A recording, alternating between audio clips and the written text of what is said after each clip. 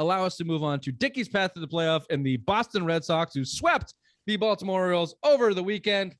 5 wins in a row for your local 9. 1 game up on the Blue Jays, 2.5 up on the Yankees, 3 up on the A's, 5 up on the Mariners. It's golden, baby. Raymond, it's golden. The Yankees lost 2 out of 3 over the weekend. They're falling right back into the trash bag that they lived in for most of the season.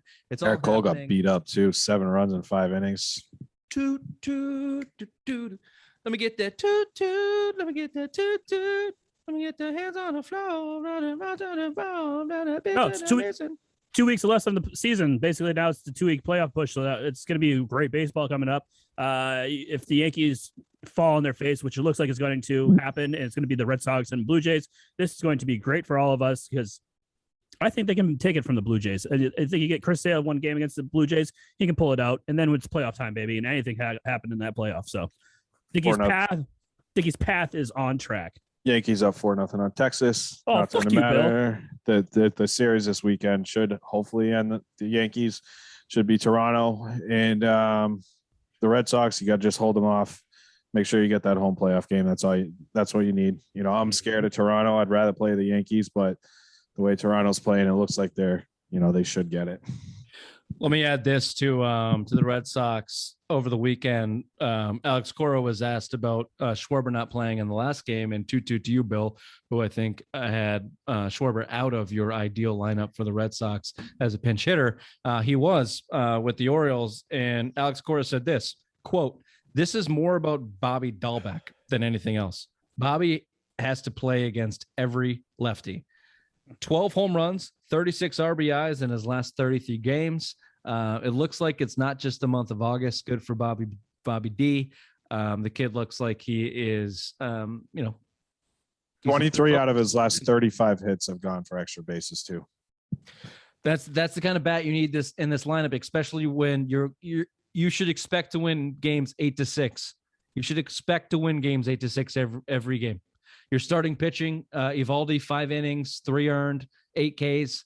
That's expected. Your bullpen is expected to give up 2 to 3 runs.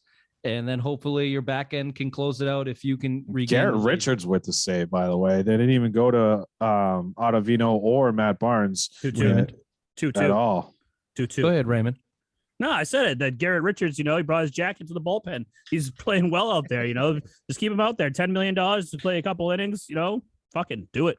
I like him in the bullpen are role. Full of sticky icky. Send him out there, baby. I'm all for it. I'm good with Garrett Richards. His jacket full of sticky.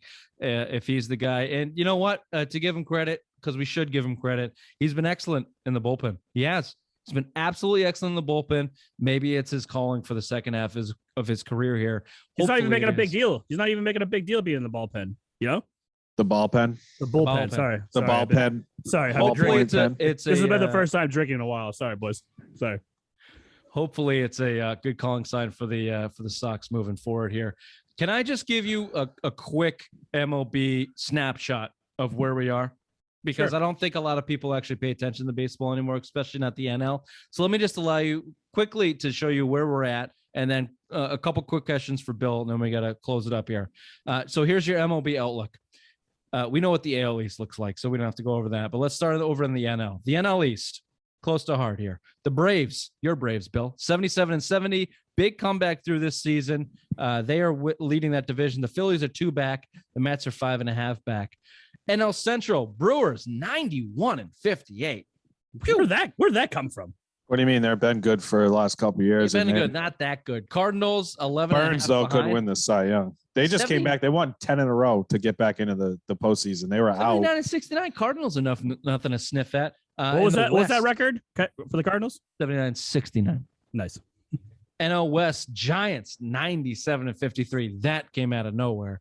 Dodgers, 1 behind them. Padres, 20.5 games out of first base. I have a question for you, but hold on for that.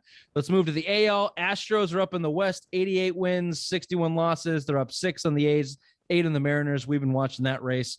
The Central, White Sox. Bill, you and me, White Sox, pick for the World Series this year. 85-64. They look on track. Indians 11 behind them. They got it sewn up. What in the world happened to the goddamn Padres and they're $500 million spent on the infield. How are they 20 games out of first place? They just died. I mean, they just went in a slump, and they're fighting each other. Machado and Tatis got into a screaming match Saturday night that they had to be restrained, and Machado was telling them it's not fucking about you, blah blah blah. So I mean, there's some, you see that more when you're struggling, but that's a team that should have been competing. They should be where the Giants are, not where they are now, right? I mean, if you went into the seasons, the Giants were 1-800 or whatever to win the play, like win 800 to 1. Yeah, 800 to 1 to win the World Series, right? So now you're looking at your 20 something games behind them. Like that's where you should have been. You went out and got Blake Snell. You went out and signed Machado and all these other guys. Darvish.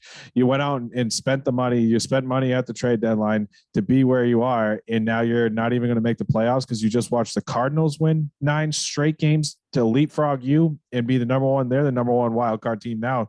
What a fucking joke, dude! Just because it just shows, just because you have all the fucking talent in the world doesn't mean you're going to win. And that team's showing it.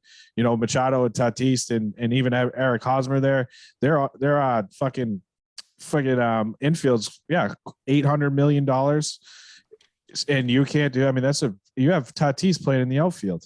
You have Tatis playing in center field. It's a joke what they're doing, and I couldn't be happier. Fuck them.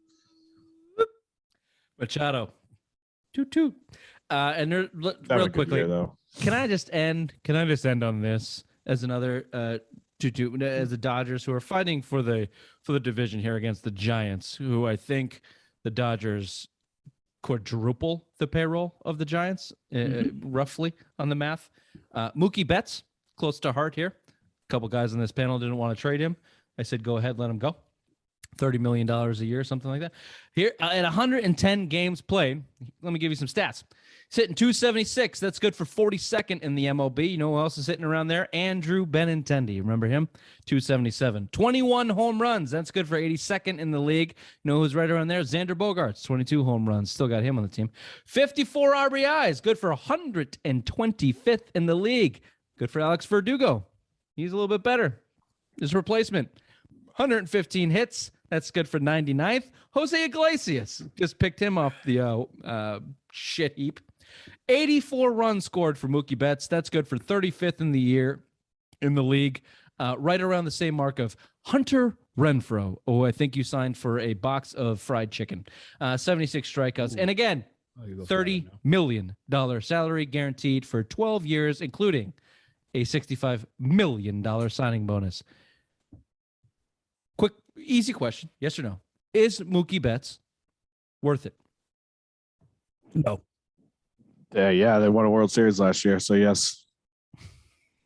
He just doesn't want to agree with me. With Mookie Betts. Talk to you in 12 years, Bill. Wasn't he World Series MVP last year? This has been the Simple Mind Sports Show, Fat Tuesday edition, weekend roundup, September 21st, UN International Day of Peace, Bill. We'll see you on Wednesday for our NFL weekend roundup. Bye-bye. That has nothing to do with Queen's Landing. Bye-bye. Bye-bye.